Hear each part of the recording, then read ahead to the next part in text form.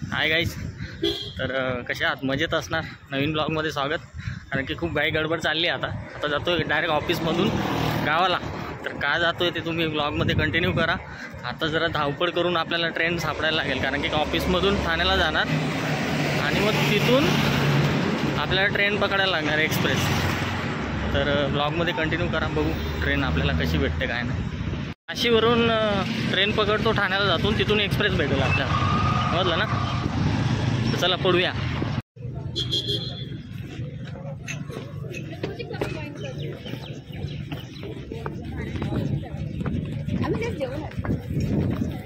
भाई कोमल, आज के दिन ट्रेन मिलना जरूरी है. नेहमी धावपळ का होते माहिती का ट्रेन पकडायला? 2:50ला मी निघतो ऑफिसमधून, 2:56ला ट्रेन असते. 5 मिनिटात मला स्टेशनला पोहोचायला येणार. नेहमी मी पळतच येतो. पण तर ट्रेन आहे, दिसली ना तुम्हाला? ट्रेन आहे, 1 मिनटं बाकी, 55 झाले. तर भेटू आपण ठाण्याला पोहोचल्यावरती. आता आपण बसलो आहे ट्रेन. तर गाईज ठाणे स्टेशनला पोहोचलो आहे. आता सेवाग्राम एक्सप्रेस आहे.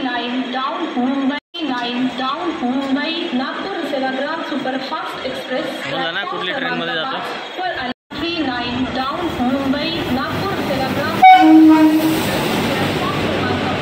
ट्रेन आली मित्रांनो आपली. तर आपल्याला निघायचं आहे. आपल्याकडे जनरलचं तिकीट आहे. रिझर्वेशनमध्ये जाणार आहेत आपण. बघू जागा भेटली तर ठीक आहे, नाही तर डोअरमध्येच थांबूया, नाही का? आपली यात्रा सुखरूप हो.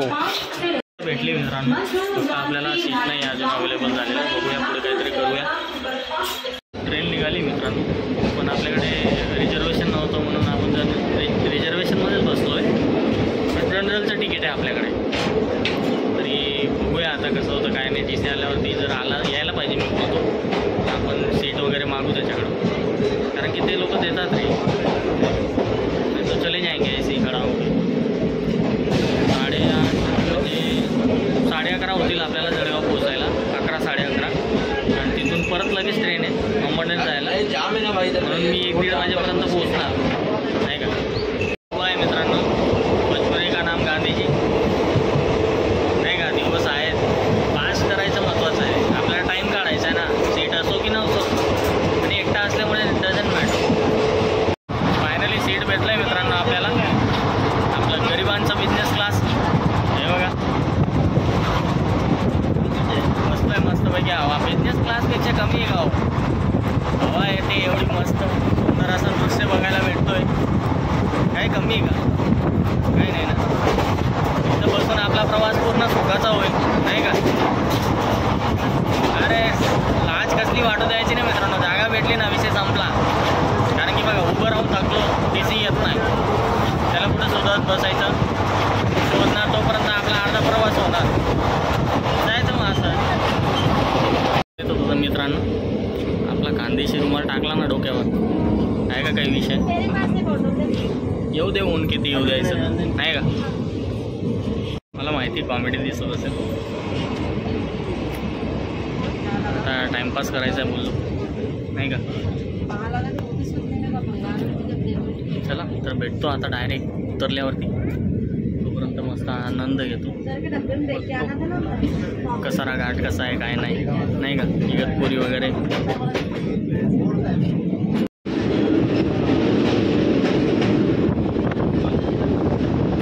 या गवताच्या खाली पूर्ण पाणी आहे मित्रांनो. 1 नंबर व्ह्यू आहे ना.